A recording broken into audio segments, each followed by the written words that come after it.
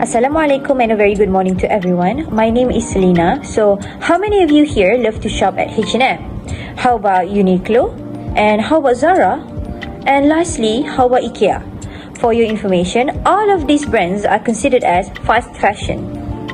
The similarities that all fast fashion have are producing many items based on latest trends as quickly as possible, where the items created were inferior in quality and at a very low price to change the products as rapidly as possible until new trends comes up.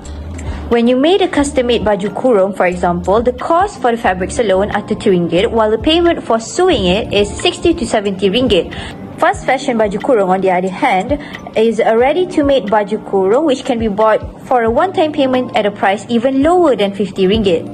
So, what did it take for the companies to make low price tag items while still obtaining as many profits as possible?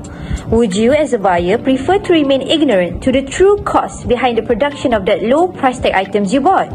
So, in my presentation today, I will be discussing two ethical issues. Number one, low wages and unsafe labor conditions for workers. And number two, fast fashion causing environmental degradation.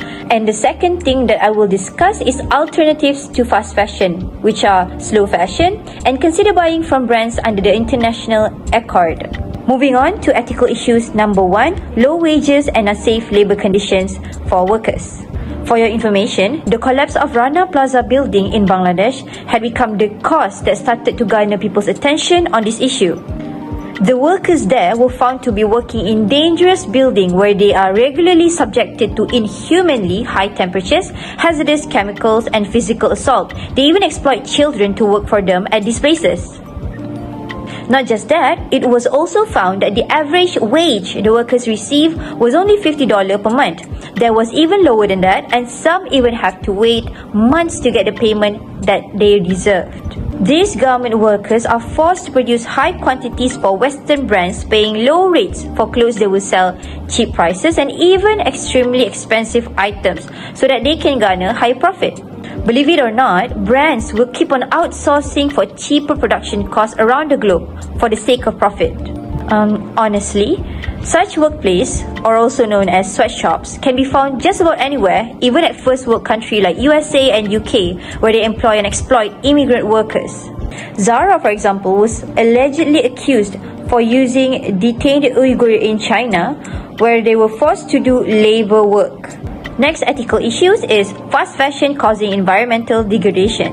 The clothing industry is currently known as the second largest polluter in the world, just after the oil industry. In the majority of garment-producing countries, the fabric manufacturer often dispose the untreated wastewater directly into the rivers, causing pollution of drinking water, soil, and produce of the communities surrounding the factory area. This leads to the spike in the emergence of serious illnesses and diseases such as skin problems, numbness of limbs, and stomach problems. The chemicals are poisonous to both the environment and the health of human beings. In America, for example, for the last 20 years, the amount of clothing discarded has doubled from 7 million to 14 million tons since, on average, Americans purchase a new piece of clothing every 5 days. Clothing is currently seen as essentially disposable due to its low cost. According to studies, 90% of our apparel is discarded before it is even worn. As a result, textile waste in landfills release a huge amount of methane as they decompose and are a noteworthy factor in global warming. So, one of the alternatives to fast fashion is slow fashion. Slow fashion is regarded as the opposite of fast fashion, and it is the approach in making clothes that considers all areas of supply chain and tries to respect people, especially the workers and the environment and animals. It also involves the companies to invest more time to the design process, ensuring that each item of clothing is high quality and the style is timeless. Fast fashion stimulates us to buy trendy clothes that we actually don't need and don't wear. It increases impulse purchase behavior. Using this alternative, which is slow fashion, we are able to sleep on the matter on buying new clothes before making decisions because we are encouraged to think whether we can see ourselves wearing it for a really long time. And I'm pretty sure we all have clothes that we bought last year but still remain unworn and kept neatly inside our closet, not knowing when it will see daylight. So, the second alternative to fast fashion is consider buying from brands under the International Accord. What is the International Accord all about? It is actually to ensure the health and safety in the textile and garment industry by making sure that no worker needs to fear fire, building collapses, or other accidents that can be prevented with reasonable health and safety measures. The companies that had signed agreed for the accord to do safety inspections to the sweatshops and training the workers and making sure that the health complaints by workers are heard.